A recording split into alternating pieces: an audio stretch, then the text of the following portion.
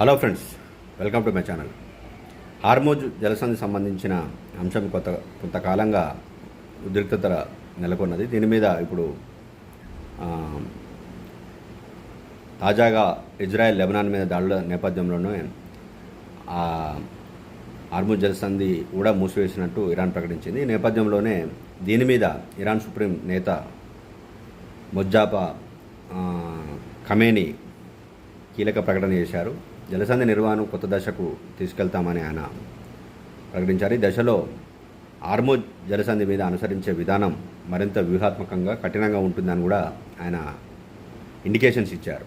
ఈ మేరకు ఆయన చేసిన ప్రకటనను ఆ దేశ మీడియా చదివి వినిపించింది. అమెరికా, ఇరాన్ మధ్య 2 వారాలుగా కాల్పుల విరమణ ఒప్పందం కుదిరింది. అయినప్పటికీ చమురు రవాణాకు కీలకమైన హార్మోజ్లో పరిస్థితులు చక్కబడలేదు. ఈ క్రమంలోనే జలసంధిని కొత్త దశకు తీసుకెళ్తామని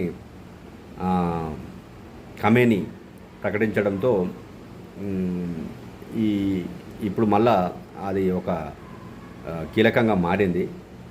ఇక ఇరాన్ యుద్ధాన్ని కోరుకోవడం లేదని కూడా ఆయన స్పష్టం చేశారు. కానీ ఎట్టి పరిస్థితుల్లో తమ హక్కులను వదులుకోమని వ్యాఖ్యానించారు. దాడుల్లో తన తండ్రి అయాతుల్లా అలీ ఖమేనీ సహా అనేక మంది కీలక మరణానికి ప్రతీకారం తీర్చుకోవాలని ఇరాన్ దృఢ నిశ్చయంతో ఉందన్నారు.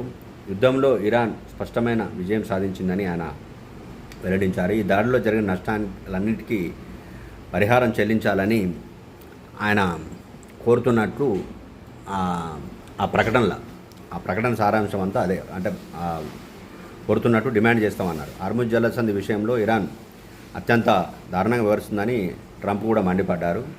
జలసంధి మీదుగా వెళ్లే ట్యాంకర్ల మీద ఇరాన్ టోల్ వసూలు చేస్తున్నట్టు వెలువడుతున్న వార్తల గురించి ప్రస్తావించారు. వారు అలా చేయకూడదని, ఒకవేళ చేస్తే వెంటనే ఆపేయాలని ట్రంప్ ట్రూత్ సోషల్ వేదిక ఆయన హెచ్చరించారు. ఇక ఇరాన్ సహకరించకపోయినా జలసంధి మీదుగా చమురు సరఫరా త్వరగా ప్రారంభమవుతుందని మరో పోస్టులో కూడా ట్రంప్ పేర్కొన్నారు. ఈ నేపథ్యంలోనే అంటే లెబనాను మీద ఇజ్రాయెల్ దాడులు అనేదాన్ని ఆపకపోతే యుద్ధం ఈ కాల్ప విరమణ అనేది అట్లా కంటితుడుపు చర్యలే మిగిలిపోతుందని కూడా అంతర్జాతీయ నిపుణులు చెప్తున్న మాట.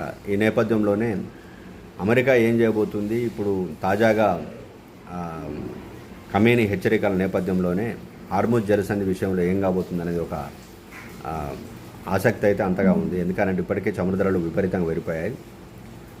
చాలా నిత్యావసర వస్తువులు కూడా దాంతో ముడిపడి ఉంది కాబట్టి చూడాలి ఏం జరుగుతుంది. Thanks for watching.